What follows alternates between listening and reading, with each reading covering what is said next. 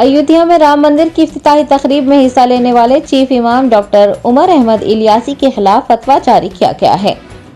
All India इमाम organisation के chief इमाम डॉक्टर अहमद इलियासी की राम मंदिर की इफ्तिताही तकरीब में शिरकत के बाद से मुस्लिम तबके में नाराजगी पाई जा रही है। मुफ्ती साबिर हुसैनी ने चीफ इमाम के खिलाफ फतवा जारी किया। दीगर उलमाए इकराम से भी इलियासी के खिलाफ कार्रवाई की अपील की है।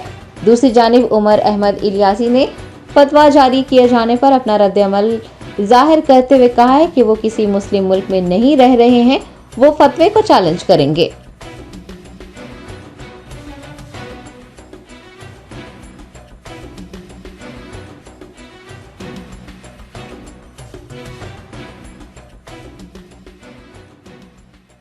है और क्या वाकया है?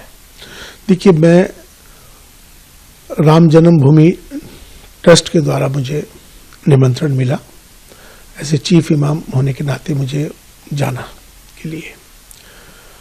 मैं 2 दिन तक इस पर बहुत विचार करता रहा कि मुझे क्या करना चाहिए, क्योंकि मेरे लिए मेरी जिंदगी का ये सबसे बड़ा फैसला था।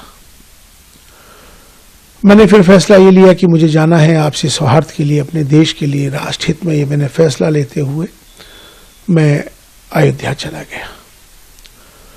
वहां जाके तमाम अयोध्या वासियों ने मेरा स्वागत किया, साधु संतों ने मोहब्बत का इजहार किया, इस्तकबाल किया।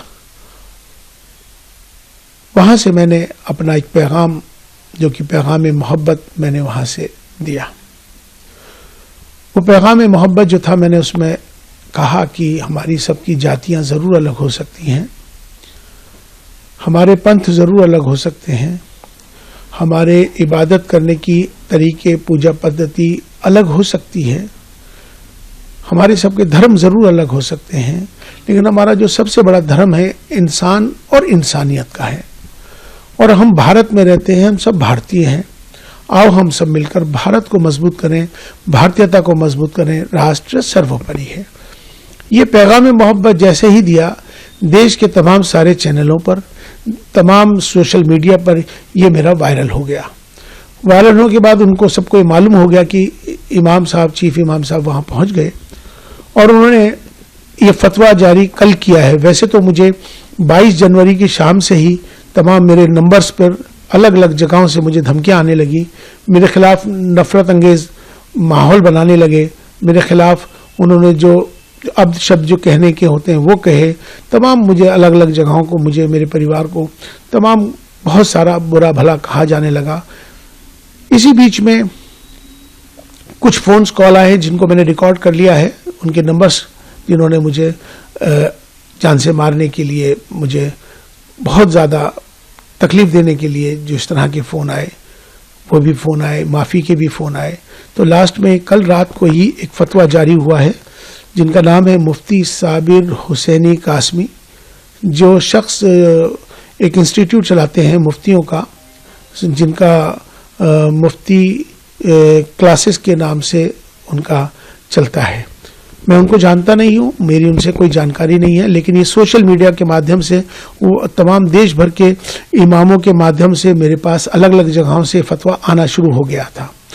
क्योंकि उन्होंने ये, इसमें मेरा एक नंबर है, मेरा मोबाइल का नंबर उन्होंने इसमें ये मेंशन कर दिया है अपने फतवे के अंदर, जिसमें उन्होंने साफ तौर पे मेरा नंबर जाहिर करके तमाम पूरे देश के लोगों को मेरा नंबर दे दिया, इमामों को दे दिया, ये फतवा जारी कर दिया। उनसे इन्होंने कहा है कि ये माफ़ी मांग लें, मेरा बायकाट कर रहे हैं, और मुझसे उन्होंने कहा है कि आप जो है इस्तीफा दें, वरना आप अपना अंजाम सोच लें। इसमें उन्होंने 4 बिंदु इसमें बुनियादी हैं, 4 बिंदु इसमें बुनियादी हैं। एक बिंदु उनका ये है कि आप प्राण प्रतिष्ठा में क्यों गए, आप चीफ इमाम हैं, आपको जाने का अधिकार ही नहीं है, आप इसलिए आप पर कुफ्र का फतवा जारी होता है। दूसरा बिंदु उन्होंने ये दिया है कि आपने इंसानियत को धर्म से ऊपर कर दिया है, ये आपका गुनाह है, इसलिए आप पर फतवा जारी होता है। तीसरा गुनाह यह है कि आपने धर्म से ऊपर उठकर आपने कहा है कि राष्ट्र सर्वोपरि है, देश को आपने ऊपर बना दिया है, इसलिए आप भी इस फतवे के लिहाज से आप खारिज हो गए, लिहाजा अब आप पर कुफ्र का फतवा जारी कर दिया गया है। और तमाम अलग अलग जो उसकी सजाएं हैं इसमें मुकर्रर कर दी गई। लेकिन मैं उनसे ये बात कहना चाहता हूं, पहली बात तो ये इस्लामिक देश नहीं है, ये भारत है, ये सनातन भारत है। इस भारत में हमेशा से सर्वधर्म संभाव की बात है, यहाँ एकता अखंडता की बात है, अनेकता में एकता की बात है। अगर उनको मेरे इस पैगाम में मोहब्बत से तकलीफ है, मेरा विरोध कर रहे हैं, तो उनको मुझे लगता है कि अगर मैं राष्ट्र के साथ, देश के साथ अगर प्रेम कर रहा हूं, मेरा ये दोष है कि मैं अपने देश से प्रेम करता हूं, मेरा इसलिए विरोध कर रहे हैं, तो मुझे लगता है कि शायद उनको पाकिस्तान चला जाना चाहिए। अब वो लोग जो मुझसे मोहब्बत करते हैं, जो देश से मोहब्बत करते हैं, वो मेरा समर्थन करेंगे। जो मेरे से नफरत कर रहे हैं मेरे जाने पर, मुझे लगता है कि शायद उनको भी पाकिस्तान जाना चाहिए। यहाँ पर मोहब्बत का पैगाम हमने दिया है, हमने कोई गुनाह नहीं किया है। राष्ट्र मंदिर था, हम वहाँ राष्ट्र मंदिर पे गए थे और हमने अपना जो पैगाम दिया, हम उस पैगाम पर अटल हैं। हम माफ़ी मांगने वाले नहीं हैं और ना ही मैं माफ़ी मांगूंगा, ना ही मैं किस तरह का इस्तीफा दूंगा। और जिस तरह से वो जो चाहें कर लें। अभी उन्होंने एक स्टेटमेंट जारी किया है, उन्होंने कहा है कि हम माफ़ करने वाले नहीं हैं। तो मैं भी बता दूं कि मैं आपसे माफ़ी मांगने वाला ही नहीं हूं, क्योंकि मैंने कोई काम ऐसा नहीं किया जिससे कि कोई किसी को तकलीफ पहुंचे। मेरा मकसद है, अपना देश है, देश हमें देता है सब कुछ, हम भी तो कुछ देना सीखे। ये भाव सबके अंदर आना चाहिए। राष्ट्र सर्वोपरि है।